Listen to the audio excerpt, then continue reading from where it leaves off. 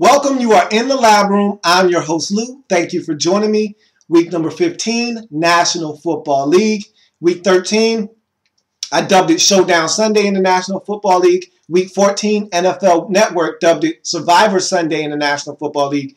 After watching all the outcomes of games, I dubbed week number 15 Letdown Sunday in the National Football League. And here's one of the biggest letdowns of them all in week number 15. And that's New Orleans traveling to St. Louis, trying to stay atop the NFC South division. And this thing was tailor-made for them. All they had to do down the stretch was win. Just win. And okay, so what? You might lose in week 16 to Carolina, but it's okay if you lose that game. You'll still win the division if you just beat St. Louis in week 15 and you beat Tampa Bay in week 17 at home. That's all you had to do. Okay?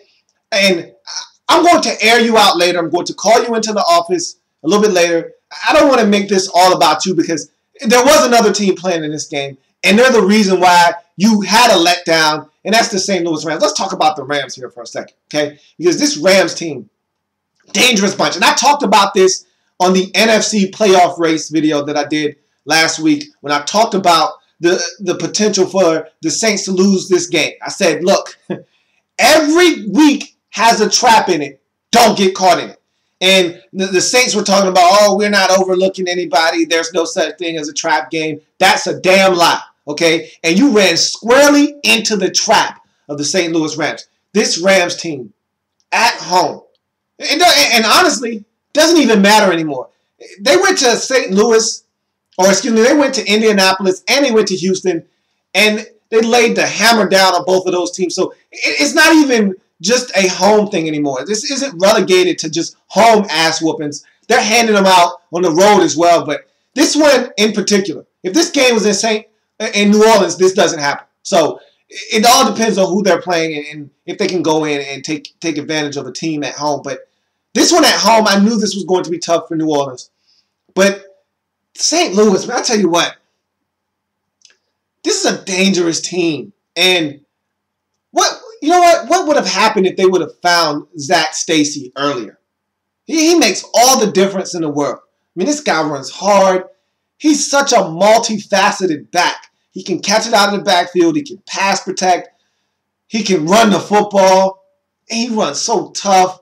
He's more athletic than people give him credit for. He leapt over a defender in this game and got down the sideline. And he's so dynamic. He adds another element to this Rams offense that they were lacking at the beginning of this season. What if they would have found this guy sooner? We might be talking about the Rams potentially trying to get into the postseason. I mean, this is a dangerous St. Louis football team, and Kellen Clemens played his best game of the season. And they jumped on this New Orleans Saints team early in this game, and they did it defensively, and that's what I thought was going to happen. I said, if they're going to win this game, and I'm not going to sit here and act as if I thought the St. Louis Rams were going to win this game, because I didn't. I thought they were going to play hard. I thought they were going to make it hard on New Orleans, but I thought New Orleans was going to eke out a victory. But I said, if they ever fall behind, that being New Orleans in this game, if they ever fall behind, and this is the difference between St. Louis and a lot of teams in the league. You fall behind against some other teams around the league, and you might be able to come back. You know, you spot them 17, and they calm down a little bit, and you start taking to the air. You might speed up the tempo a little bit. You might be able to come back on a lot of teams around the league. You fall behind against St. Louis, and you are going to get your ass busted, okay? And here's why. Because they have a pass rush, all right? The Medicine Man and Chris Long, you put those two on the field, and it's lights out, baby. It's lights out. And you get down 17, you get down 20, 24. They pin their ears back, and they're coming after the QB, and there's not a damn thing you can do about it. There's nothing you can do about it. When the Medicine Man bends that corner, beats your tackle, and man, did Charles Brown have a rough day or what? Zach Streif didn't fare much better. Robert Quinn went to work on those guys over there on the left side of that line, and he's a menace. That guy is awesome. That one play where he forces the fumble, where he got down on all fours, and he crawled to Drew Brees and then took the football from him? Can you do it any better than that? Oh my goodness, that guy is an animal. He made want to yell when I see him doing stuff like that. And this Rams team is so dominant when they get a lead because of their defense. And they got pressure on Drew Brees, and they made him make some tough decisions, some tough throws.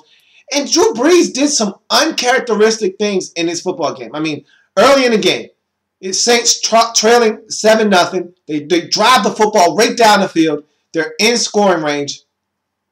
And Drew Brees, he does something that I expected from the quarterback opposite of him in this game.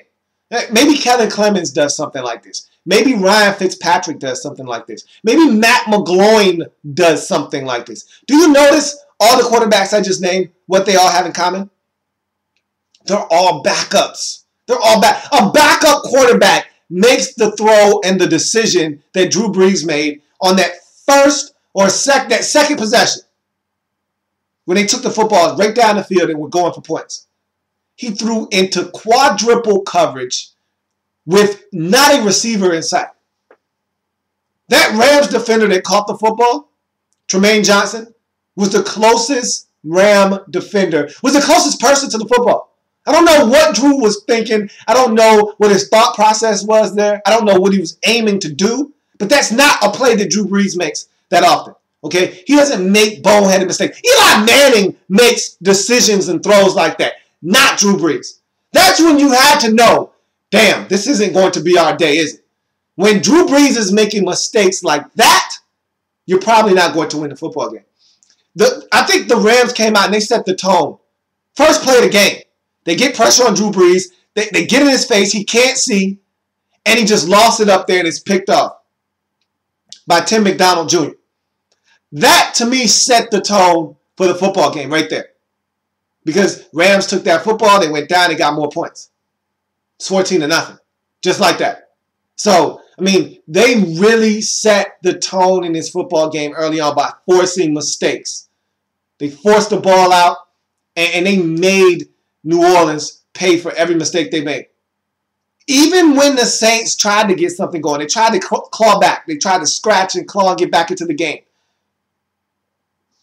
Hands to the face penalty on a touchdown to Lance Moore. So now you gotta kick the field goal right before the half. That would have gave you a chance to get back into this game. Instead, you got to settle for a field goal, and it gets blocked. One of two field goals that were blocked in this game. Now, you look at the final score, you end up losing this game by 11. You lose a touchdown. You take two field goals off the scoreboard. Look, that's 13 points right there, my friends. You lose by 11. You do the math. Again, I didn't go to school at Harvard, but I can do math.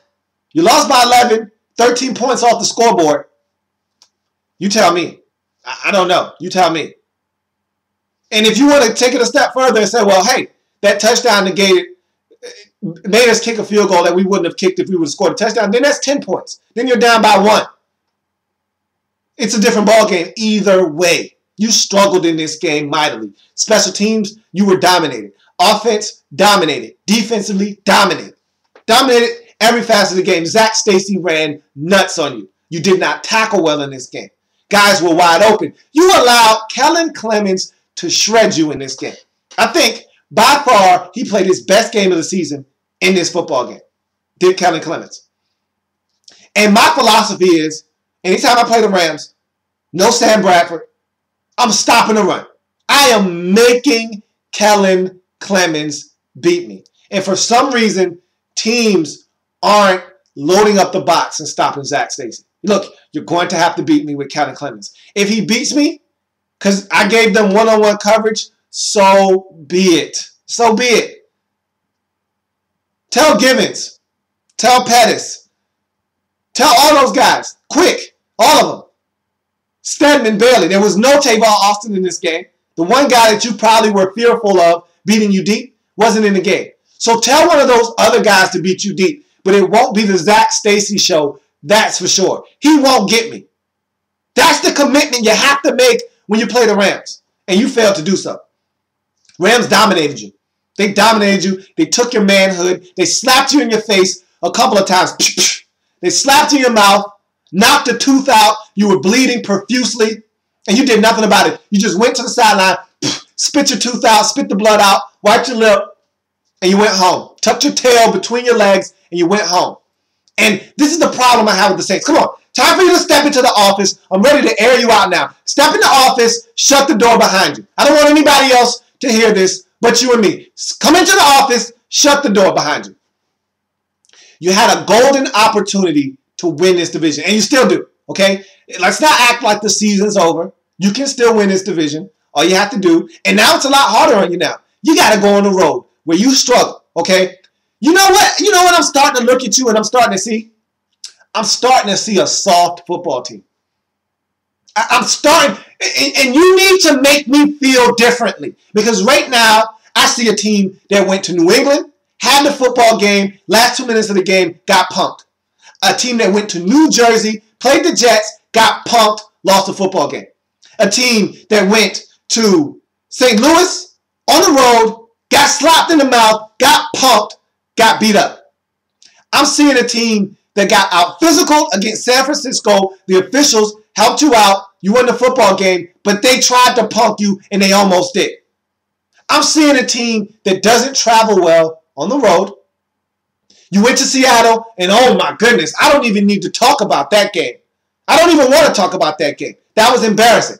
So I'm not even going there. But I'm starting to see a team that lacks this right here. When somebody comes up to you and they punch you in the mouth and you fall down, you don't even attempt to get up. You don't even attempt to get up. You grab your things, you get up, and you run home. You don't fight back. And I'm going to tell you what, in Week 16 versus Carolina, if you try to pull the same shenanigans, the Panthers, they're at the door again. Guess what?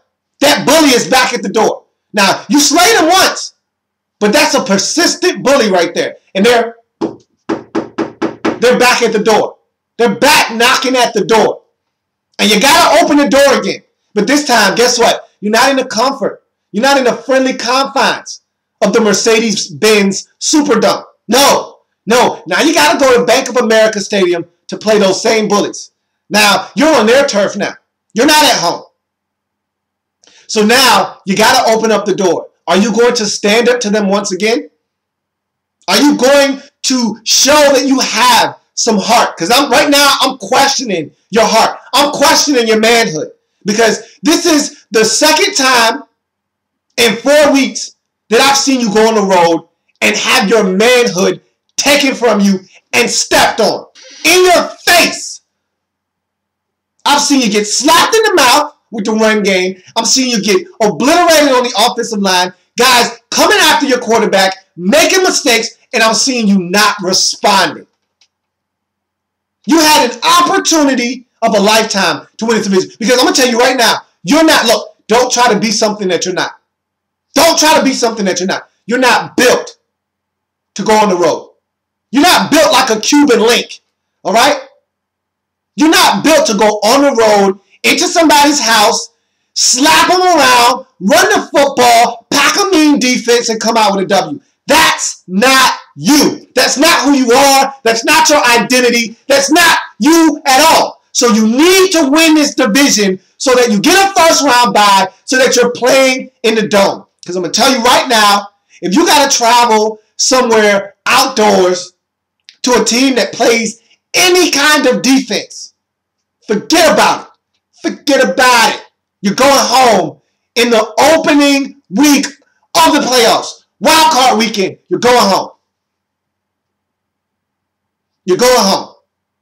If you got to play Chicago on the road, you're going home. If you got to play Detroit, you could potentially go home. If you got to play Green Bay, or you might as well pack it up right now, you're going home. You got to play Philly? I don't know. You might beat Philly, but I tell you what, if their defense shows up, smacks you in the mouth, Shady starts running the football, you're going home. Because you don't play well on the road against teams that are willing to be physical with you.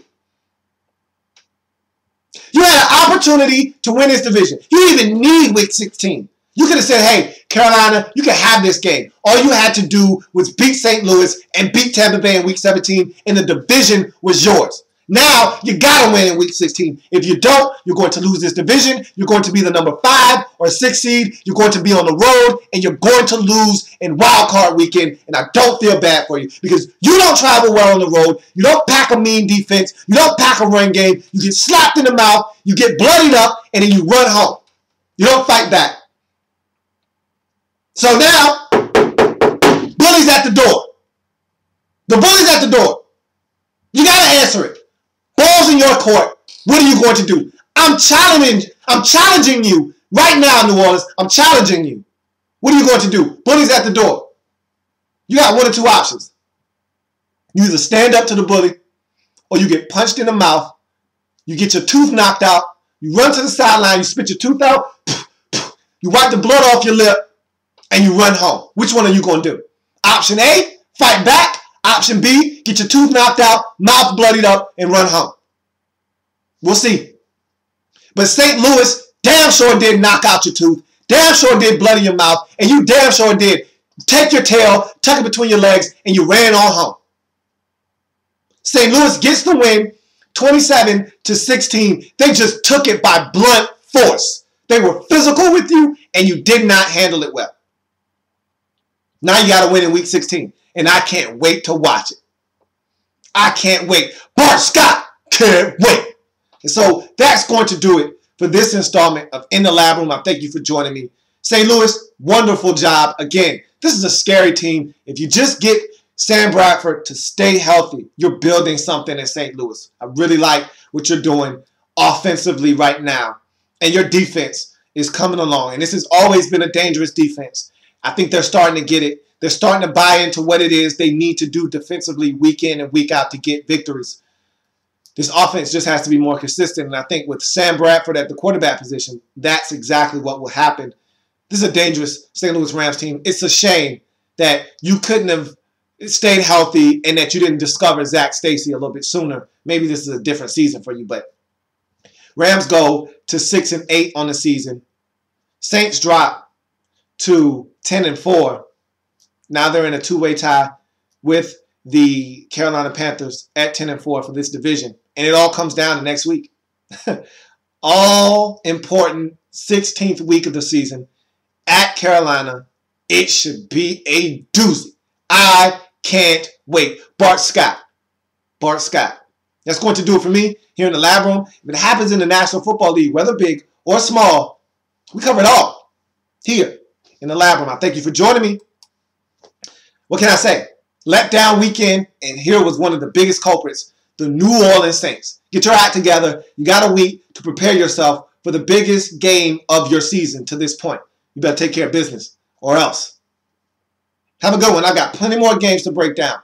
In week number 15, the National Football League.